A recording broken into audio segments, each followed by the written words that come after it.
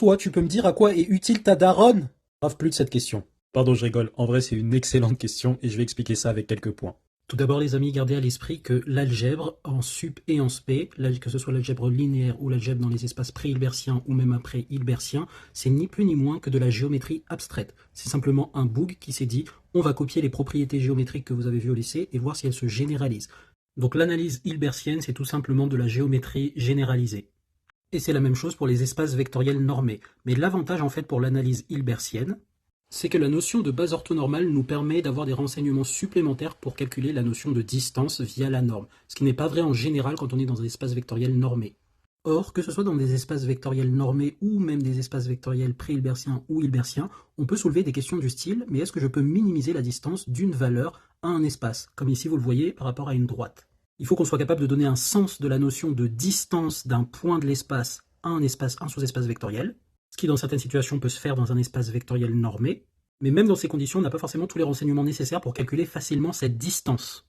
C'est là qu'intervient la notion de base orthonormale. Elle nous donne en fait une description de l'espace qui est plus fine que juste un espace vectoriel normé, puisqu'on a des propriétés algébriques plus précises qui miment mieux les propriétés géométriques des objets que tu as vus au lycée. Notamment la notion de produit scalaire. Et le truc qui est vraiment fun avec les bases orthonormales, en fait, c'est qu'il y a une superbe compatibilité avec le produit scalaire. Si tu tapes sur Google intérêt base orthonormée et que tu descends un petit peu, donc il y a différents documents, ces deux documents que je vais détailler juste après, qui expliquent cet intérêt. Par exemple ici, de édition Ellipse, et ici on nous précise que l'intérêt d'une base orthonormale est la simplicité du produit scalaire dans une telle base. Qu'est-ce que ça veut dire? Ce document de Mathieu Mansuy donne des précisions supplémentaires. Non seulement quand on a un x ici, on sait qu'il peut se décomposer dans la base, mais en plus on a ses coefficients en fonction du produit scalaire qui est associé à l'espace.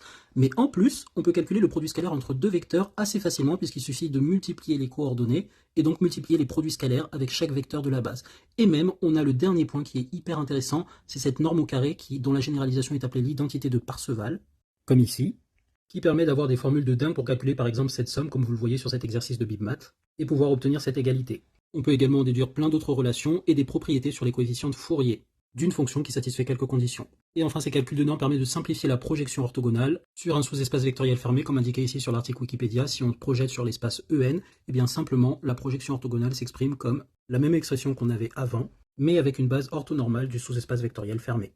Et ça, dans la pratique, c'est vachement cool parce que ça permet de calculer des distances à des sous-espaces vectoriels, comme ici, quels que soient les espaces qui sont munis de ces structures, dans des espaces de polynômes ou dans des espaces de fonctions, dans ce style-là, comme vous le voyez sur cette fiche d'ExoBibMath. Puisque je rappelle que le projeteur orthogonal H est bien celui qui minimise la distance entre le point et le sous-espace en question.